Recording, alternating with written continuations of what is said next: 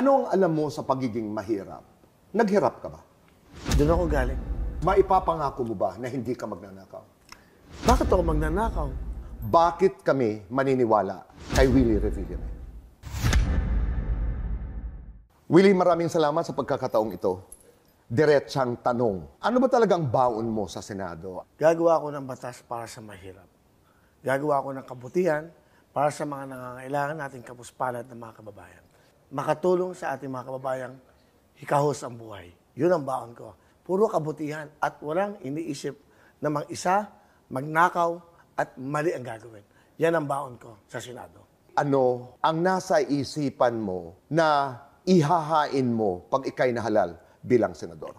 So ngayon ang kailangan natin, una is, of course, yung health. Dapat yan pinopondohan ng gobyerno natin. Dapat sana ang senior citizen nabibigyan ng libreng gamot, libreng operasyon. Kasi wala naman talagang perang mahihirap. Anong dapat natin gawin para mabigay magandang buhay, trabaho sa bawat Pilipinong pamilya? Para yung mga anak, mabigyan ng magandang kinabukasan.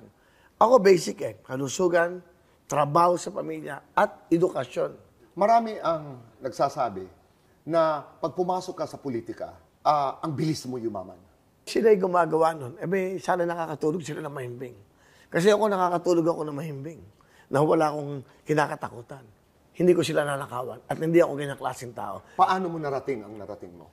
Sa tamang paraan. Sa legal. Sa aking talento.